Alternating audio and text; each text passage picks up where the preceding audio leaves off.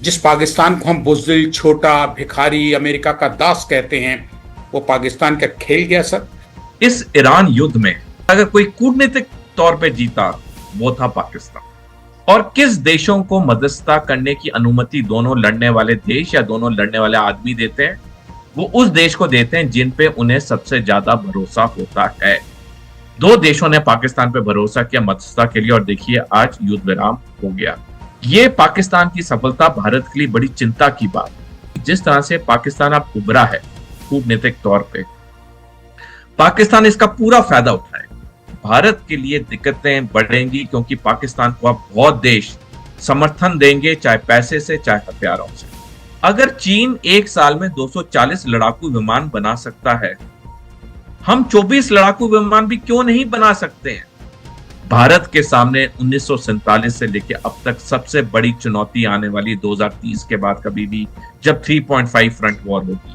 वो पाकिस्तान विदेश नीति, कूटनीति, अंतर्राष्ट्रीय सैन्य रक्षा नीति के नजरिए से फिलहाल ईरान, इजराइल, अमेरिका की जंग में घर बैठे अपनी छत पे ताली बजा के जीत गया है और भारत पिछड़ गया है, भारत चूक गया है सर, सीधे तौर पे कहा जाए तो। इन चीजों से डेफिनेटली उस पे झटका तो जरूर लगा है, और ये हकीकत। सोचते ही रह गए, पता नहीं हमारी कितने बड़े स्तर की, कितनी बड़ी, कितनी गोपनीय, कितनी जमीन के अंदर कितने 100 किलोमीटर छिपी हुई कूटनीति, विदेश नीति है जो अभी तक बाहर नहीं निकल पाई 40 दिन में। अमेरिका पाकिस्तान का साथ कभी नहीं छोड़ सकता है, तो पाकिस्तान ने अपने जो उसका जियोपॉलिटिकल लोकेशन है उसको बड़े दिमाग से इस्तेमाल किया। तीनों ईरान, इजराइल, अमेरिका अब तक ये जंग के पार्ट थे और इसमें अब कूद गया है पाकिस्तान और चीन। क्या भारत पिछड़ गया? सर बहुत बड़ा सवाल है। कयामत की रात तो आ नहीं पाई, लेकिन भारत में कोहराम मच गया है। जब से ही आ रहा है कि ये कयामत की रात टाली है, तो उसमें पाकिस्तान या चीन, इनका बहुत बड़ा हाथ है। दो देश हैं सर, दोनों ही हिंदुस्तान के दुश्मन हैं, चाहे वो चीन हो और पाकिस्तान। ये सर क्या बैठे बिठाए बाजी मार गए? जिस पाकिस्तान को हम बुज़दिल, छोटा, भिखारी, अमेरिका का दास कहते हैं, वो पाकिस्तान क्या खेल गया सर? पहला सवाल कि सर कयामत की रात आपने पहले ही तय कर दिया था 3 दिन पहले कि ये नहीं आएगी। उससे पहले अमेरिका घुटने टेक देगा, क्योंकि अगर 2 महीने से 1 दिन ज्यादा भी ये युद्ध आगे बढ़ता या खिंचता तो ट्रंप हिल जाते, कुर्सी छोड़नी पड़ती, बवाल हो जाता। इस ईरान युद्ध में अगर कोई सैनिक तौर पे जीता तो वो था ईरान, कोई आर्थिक तौर पे जीता वो था रूस, और अगर कोई कूटनीतिक तौर पे जीता वो था पाकिस्तान। अब ईरान की सैनिक विजेता के बारे में तो हमने कई बार आपके शो पे डिस्कस किया, कैसे ईरान ने अपने आप को इस युद्ध के लिए तैयार किया 47 साल से। रूस आर्थिक तौर पे क्यों जीता? क्योंकि रूस के तेल पे जो प्रतिबंध थे वो सारे अमेरिका ने हटा दिए, तो रूस को तो बैठे बैठे बिठाए पैसा मिल गया। जो कि रूस पे इतना प्रतिबंध था 4 साल यूक्रेन युद्ध से, वो सारा खत्म हो गया। और पाकिस्तान कूटनीतिक तौर पे बहुत बड़ा विजय होकर निकला। देखिए, चाहे कोई कुछ भी कह ले, जब दो देश की लड़ाई या दो इंसानों की लड़ाई आपस में होती है तो मध्यस्थता करने के लिए कई लोग या कई देश आगे आते हैं। ये दुनिया का नियम है, दुनिया की प्रक्रिया है। और किस देशों को मध्यस्थता करने की अनुमति दोनों लड़ने वाले देश या दोनों लड़ने वाले आदमी देते हैं? वो उस देश को देते हैं जिन पे उन्हें सबसे ज्यादा भरोसा होता है। हमारे देश में जब एक बहुत बड़े व्यापारी खानदान के मुखिया के देहांत हुआ तो दोनों बेटों के बीच में बहुत लड़ाई हुई पैसे और जायदाद को लेके। तो एक बड़े इंडिया के फेमस बैंकर थे, उन्होंने मध्यस्थता करके दोनों पक्षों के बीच में सुलह कराई। आप समझ गए होंगे मैं किसकी तरफ इशारा कर बिल्कुल सर, क्लियर है, पूरा तो, देश समझ गया होगा।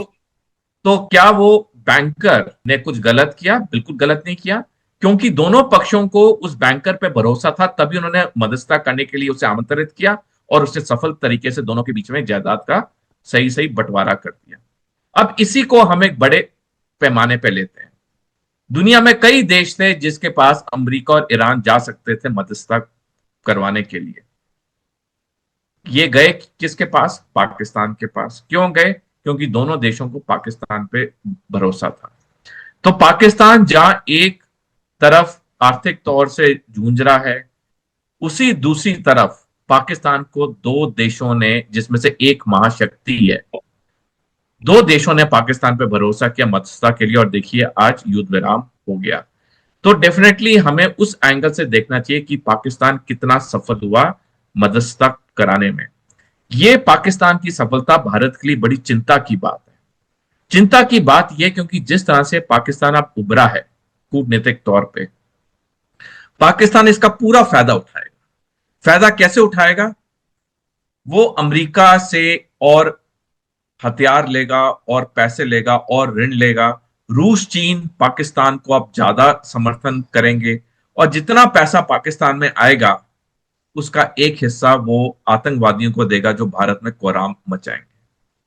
और जिस तरह से मैंने कई बार आपके शो पे आंकलन किया है कि 2030 के बाद कभी भी चीन और पाकिस्तान हम पे टू फ्रंट वॉर करेंगे, तो पाकिस्तान की इस कूटनीतिक सफलता से पाकिस्तान का हौसला और बुलंद हो जाएगा, जो कि भारत के लिए एक अच्छी बात नहीं है, क्योंकि पाकिस्तान के साथ चीन खड़ा है इस मध्यस्थता में। हालांकि चीन बिल्कुल सामने नहीं आया, लेकिन पीछे से चीन ने काफी काम किया, खासकर ईरान को समझाने के लिए, क्योंकि चीन और ईरान के आपसी रिश्ते बहुत गहरे हैं।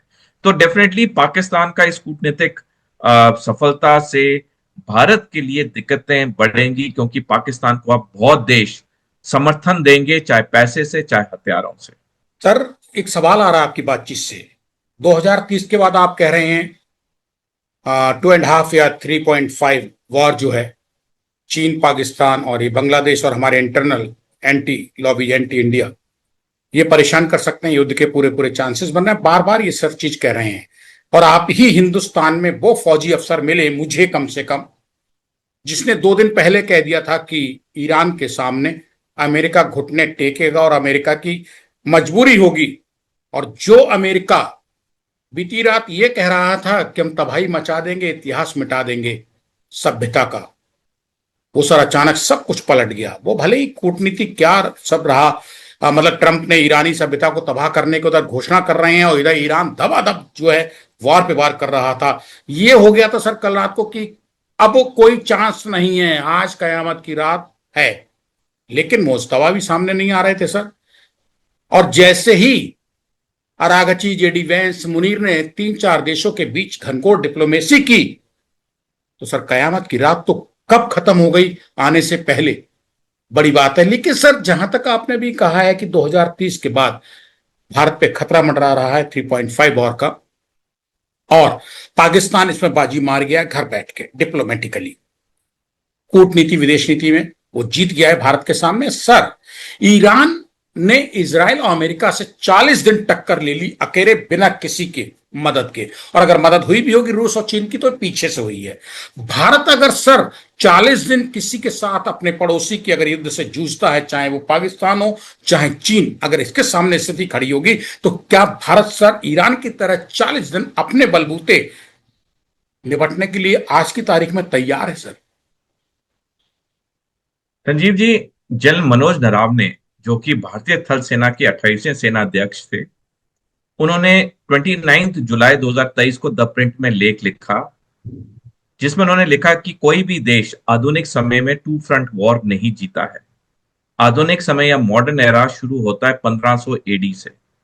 1500 एडी से लेके 2023 तक जब ये जनरल नरावने ने लेख लिखा, उन्होंने लिखा कि कोई भी देश टू फ्रंट वॉर नहीं जीता है। कुछ दिन बाद 7 अगस्त 2023 को जनरल नरावने ने द प्रिंट में दूसरा लेख लिखा, जिसमें उन्होंने लिखा कि टू फ्रंट वॉर भारत के लिए बहुत दिक्कत पैदा करेगी। जो शब्द उन्होंने लेख में इस्तेमाल किया, मैं वो शब्द कहीं नहीं इस्तेमाल करता हूं। दर्शक खुद अगर पढ़ेंगे वो समझ जाएंगे। हमें कुछ चीजें करनी होंगी अगले 4 साल, और वो हमें दिन रात एक वॉर ब्रेकिंग स्पीड से करनी होंगी।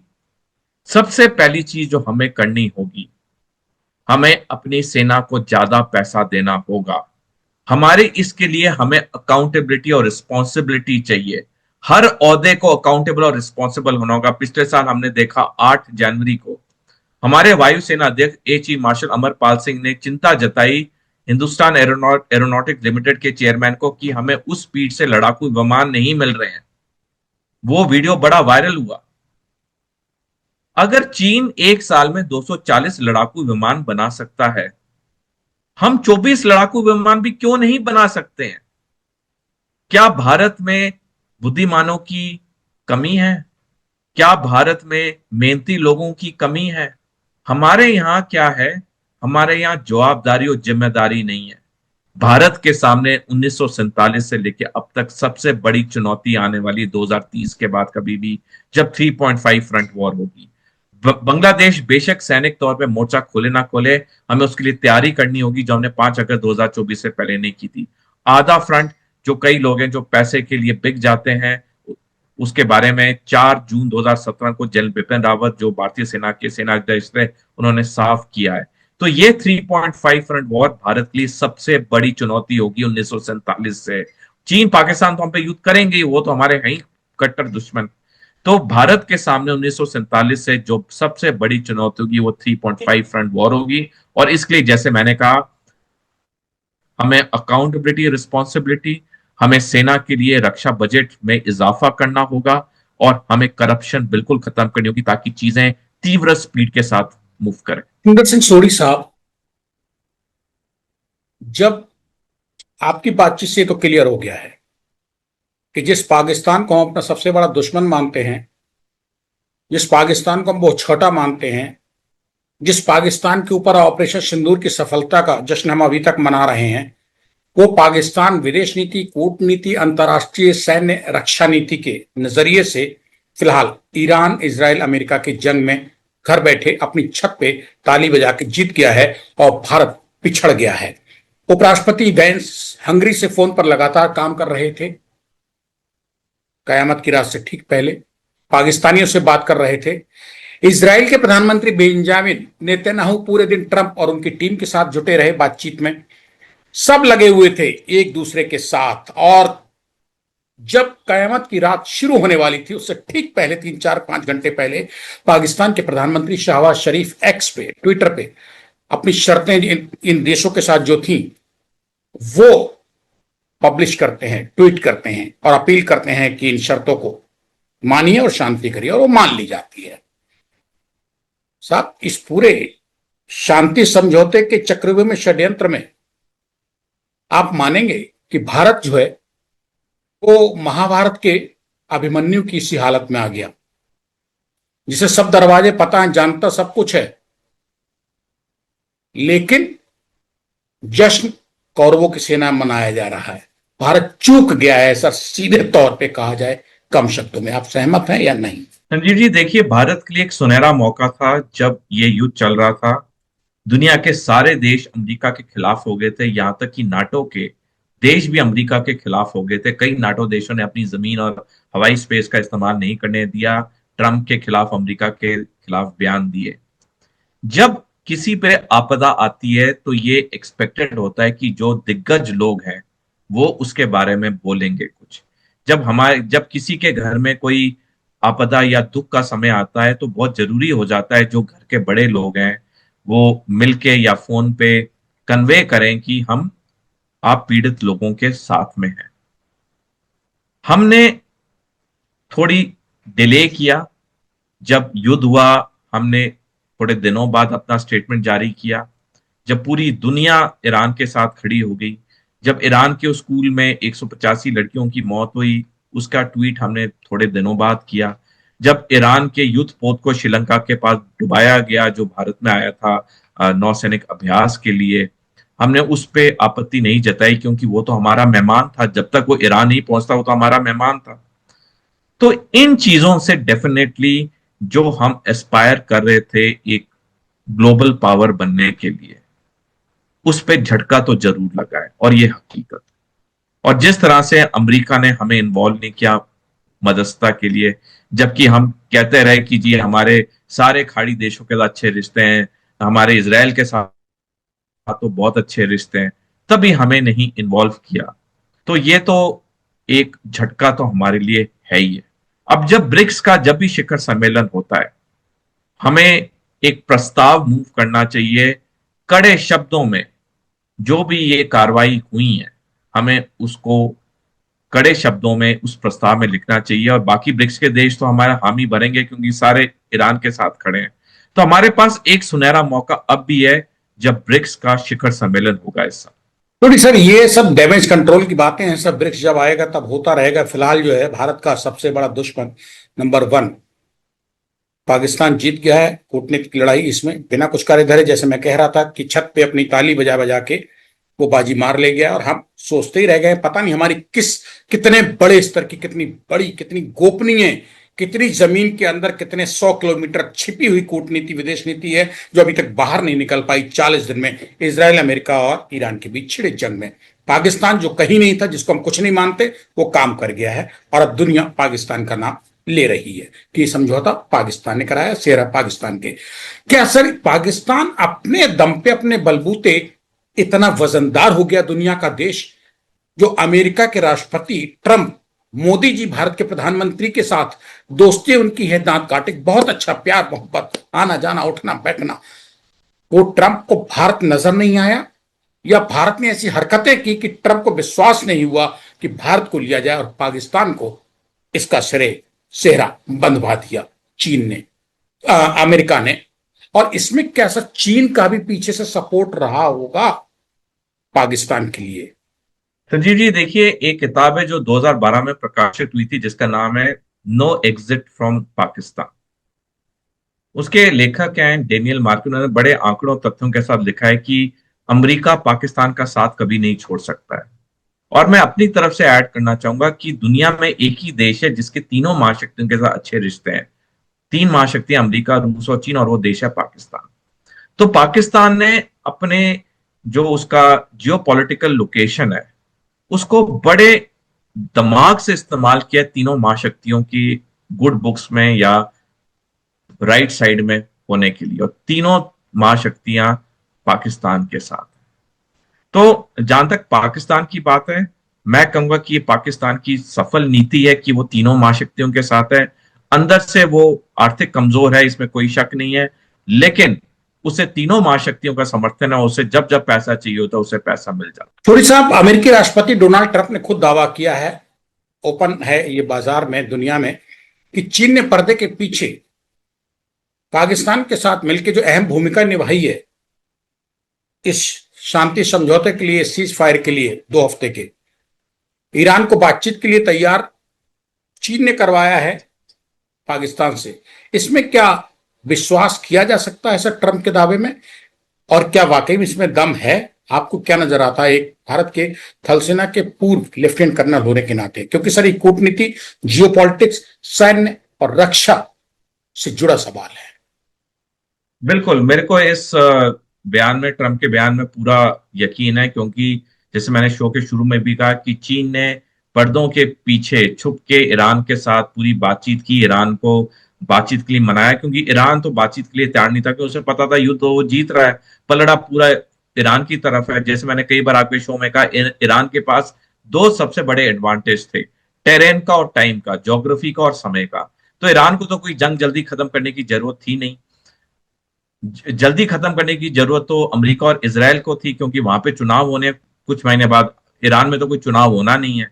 तो जिस तरह से ईरान पूरी तरह इस सिचुएशन को कंट्रोल किए हुए था, वो जल्दी युद्ध विराम के पक्ष में नहीं था, लेकिन चीन ने बहुत बड़ी भूमिका अदाई, और मैं ये ट्रंप की बात से पूरी तरह से सहमत हूं। कुल जमा सर, चीन ने सीधे तौर पे भले ही कुछ ना किया हो, लेकिन उसके बजाय बैकडोर डिप्लोमेसी का जो रास्ता दिया वो मील का पत्थर साबित हो गया। ईरान, इजराइल और अमेरिका के बीच छिड़ी जंग में पाकिस्तान के लिए तय हो गया है। और इसमें सर बहती गंगा में हाथ पाकिस्तान के साथ तुर्की और मिस्र जैसे देशों ने भी धो लिए हैं। ये कोई बड़ी बात नहीं है सर, और ये मतलब कोई अब नई बात भी नहीं रही है। लेकिन सर कुल मिला के भारत की अब कूटनीति, विदेश नीति क्या होगी? और क्या सर पिछले साल भारत के प्रधानमंत्री शंघाई सम्मेलन में जब गए थे, वहां रूस के राष्ट्रपति के साथ गलवहियां कर रहे थे, कार में फोटो खींच रहे थे और अमेरिका चिढ़ रहा था, क्या वो हिसाब अमेरिका ने अब इन 40 दिन में ईरान के साथ इजराइल को भिड़ा के भारत से पूरा कर लिया? भारत को भाव ना देके, पाकिस्तान को आगे लाके, पाकिस्तान के सिर सेहरा इस समझौते का, सीज फायर का बंधवा के। देखिए, जो शंघाई समिट में हुआ पिछले साल, उससे अमेरिका को ज्यादा लेना देना नहीं, क्योंकि अमेरिका तो अपना हित देख रहा था। अमेरिका चाहता था इस युद्ध से जल्द निकले। उसे पाकिस्तान पे भरोसा था, तो उसने पाकिस्तान को इन्वॉल्व किया।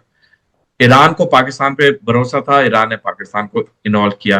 तो कोई इंसिडेंट पिछले साल हुआ हो, पिछले पिछले साल हुआ हो, उतना महत्व नहीं होता है जितना जो इंसिडेंट इस वक्त चल रहा है या चल रहा था। ईरान युद्ध चल रहा था, अमेरिका इस युद्ध से निकलना चाहता था।